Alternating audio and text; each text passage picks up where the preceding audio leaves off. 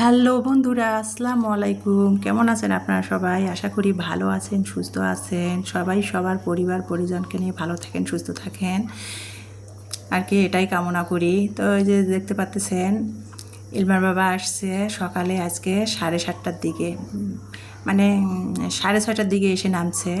6:30, 7টা আনুমানিক আর কি। তো এই যে এসে আর কি জার্নি করে আসলো। তো ইমানির আজকে শেষ উদ্ভাসী প্রস্তুতি ব্যাচের কোচিং। তো ইমানিরও আজকে কোচিং শেষ হবে। ইমানি আবার কোচিংয়ে গেল, ওর বাবা আসলো। তো আমি এসেই আর কি ইলমাকে ঘুম থেকে ডেকে তুললো। ইলমার জন্য একটা ঘড়ি নিয়ে আসছে, এই যে দেখতে পাচ্ছেন স্মার্ট ঘড়িগুলা। তো ইলমার জন্য নিয়ে আসছে। ঘড়িটা 3,000 টাকা নাকি দাম নিয়েছে। তো ইলমা বলতেছিল ঘড়িটা যখন কিনেছে বরিশালে, তখন আবার মানে হোয়াটসঅ্যাপে ছবি দিয়েছিল। তো ইলমা বলতেছিল যে মিষ্টি কালার বেল্টওয়ালা ঘড়ি নেবে। তা এই ঘড়ির মিষ্টি কালার বেল্টওয়ালা ঘড়ির ফিতাটা নাকি ভালো না, বেল্টটা। এটা আবার ওয়াটার প্রুফ, মানে বেল্টটা ভালো, পানিতে ভিজলেও নষ্ট হবে না, সেই জন্য এটাই নিয়ে আসছে এই বেল্টটা। তো ঘড়ির নাই যে বেল্টটা না, ইলমা পছন্দ করতেছে না। তো যাই হোক, ইলমার জন্য আর কি একটা 3,000 টাকা দিয়ে একটা স্মার্ট ঘড়ি নিয়ে আসছে। তো সেটা আর কি মোবাইলের সাথে কানেকশন করে দিচ্ছে। আর এই যে চার্জ দেওয়ার জন্য আর কি চার্জার একটা দিয়ে দিয়েছে। যদিও ইলমার বাবা ঘড়িটা কিনে তারপরে মার্কেট থেকে বা ও বাসায় ও রুমে এসে ও মেসে এসে কিন্তু ঘড়িটা 1 ঘন্টা চার্জ করে নিয়ে বা আর কি ঘড়িটা রেখে দিয়েছিল। তো আজকে নিয়ে এসে ইলমাকে ঘড়িটা বুঝাই দিচ্ছিল। আর এখন বাজে 7টা 46। তো এই যে ইলমার জন্য আর কি কিছু বাদাম নিয়ে আসছে, কাজু বাদাম আর কি। আর এমনিতেও কেনাকাটা করা হয়নি, বরিশালে কেনাকাটা করে নাই। তো আমি দিনাজপুর থেকে কেনাকাটা করবো, আর অত দূর থেকে কেনাকাটা করলে তো হয় না, আনা তো ঝামেলা কষ্ট। আর মানে হোয়াটসঅ্যাপে কিছু আর কি শোরুম মানে শপিং মলে যে আমাদের মানে ঈদের ড্রেস দেখাইছিল, আমি সেই জন্যই মানে অনেক দাম, 6,000 7,000 টাকা করে একটা ড্রেসের দাম। তো সেই জন্য বললাম যে এখানে আসলে এখান থেকে পছন্দ করে আর কি দরদাম করে নেওয়া যাবে, সেই জন্য আর কেনা হয় নাই। তো ইলমার জন্য একটা 3,000 টাকা দিয়ে স্মার্ট ঘড়ি কিনেছে।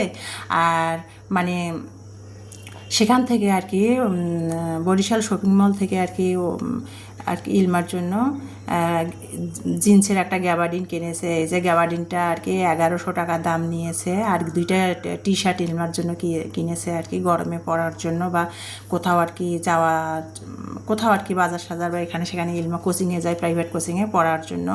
গেঞ্জি 2টা 1,000 টাকা নিয়েছে।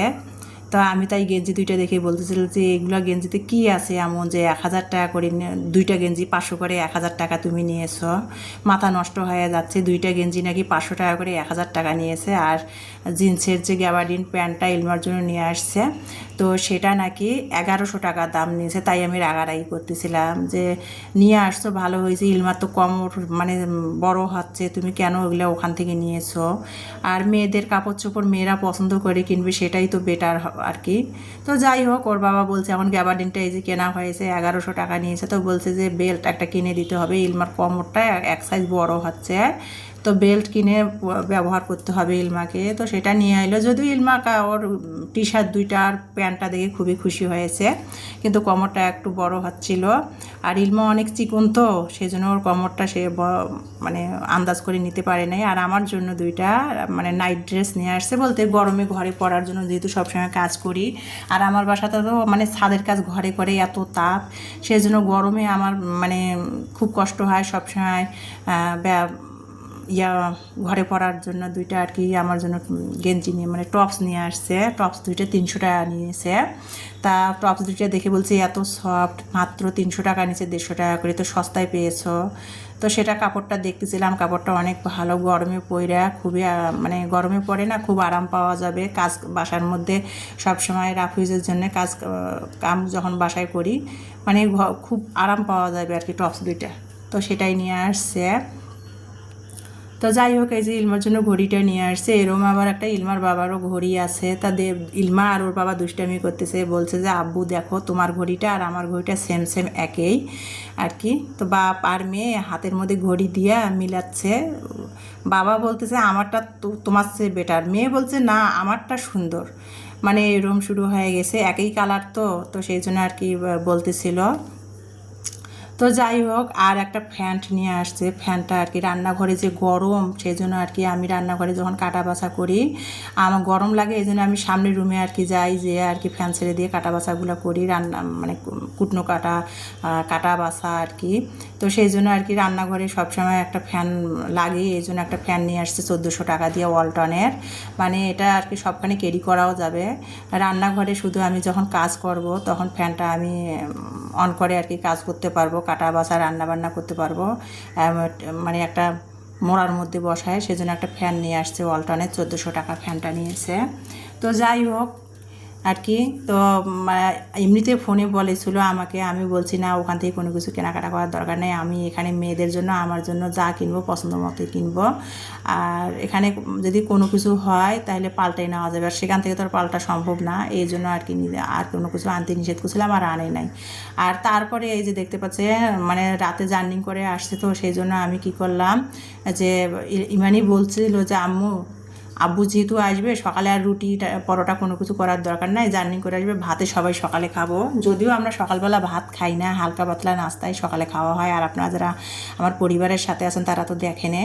তো আজকে সকালবেলা ভাত রান্না করব, তো ওর বাবা জার্নি করে আসছে, তো সেই জন্য আগে ভাবলাম যে একটা ডিম সিদ্ধ করে দেই, খাক আপাতত, ডাইকে কাছে খাক, খেয়ে পানি খাক, খেয়ে একটু ফ্রেশ হোক, আমি তারপরে ভাত বসাই দেই।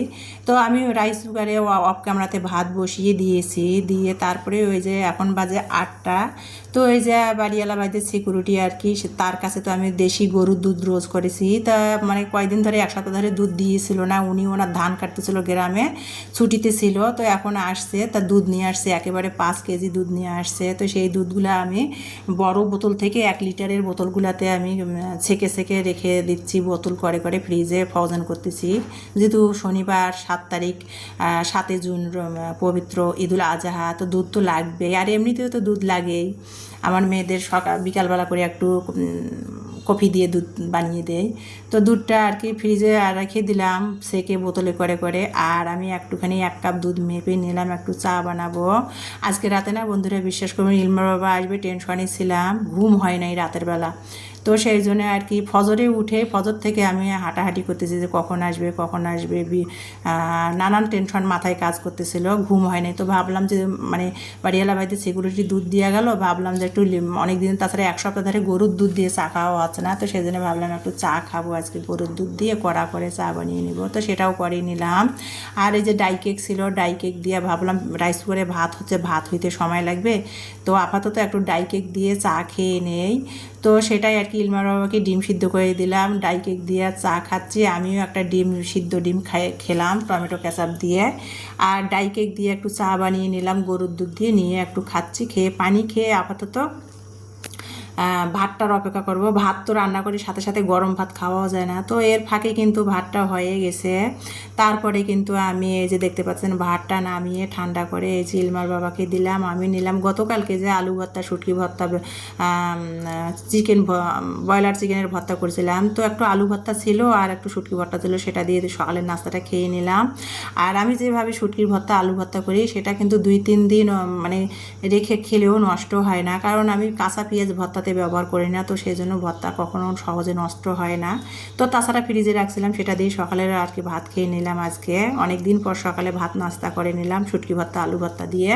তারপরে এই যে রান্না করব, তো ইলমান যে ড্রেসগুলো নিয়ে আসছে ওর বাবা, জিন্সের গ্যাবার্ডিন প্যান্ট আর টপস নিয়ে আসছে, তো একটা ইলমা পরলো, বললাম যে পরে আসো দেখাও তোমার বাবাকে কেমন হয়, তো পরে আসলো, পরে এসে ওর বাবাকে দেখালো, ওর বাবা বলছে সুন্দরই তো লাগতেছে, তো সেটাও আর কি ক্যামেরা বন্দি করে নিয়ে আমার প্রিয় আপু ভাইয়া এবং আমার দর্শক বন্ধুদের শেয়ার করলাম আমার ভালো লাগাটা। তো যাই হোক, এই যে এখন আমি তারপরে নাস্তা খাওয়া হয়েছিল, যে সকালে প্লেট কাপ পিসগুলো জমা হয়েছিল সেগুলো সিংয়ের মধ্যে ধুয়ে পরিষ্কার করলাম। এখন 11:30 12টা আনুমানিক বেজে গেছে। ইলমার বাবা আসছে, ওর সাথে বসে কিছুক্ষণ নাস্তা খাওয়ার পর গল্প করলাম, সময় দিলাম, দিয়ে এখন চলে আসলাম রান্নাঘরে। সকালে যে নাস্তা খাওয়া হয়েছে কাপ পিসগুলো জমা ছিল সেগুলো ধুয়ে সিংটা পরিষ্কার করলাম, যেহেতু তরি তরকারি কেটে বেছে নিয়েছি, ধুবো, সিংটা তো খালি করতে হবে। তো সিংটা প্লেট কাপ পিসগুলো ধুয়ে পরিষ্কার করে নিয়ে সিংটা খালি করে নিলাম, নিয়ে এখন করলাটা অফ ক্যামেরাতে আমি কেটে নিয়েছি, করলা ভাজি করব। তো ইলমার বাবাকে জিজ্ঞেস করলাম যে কী খাবা দুপুরবেলা।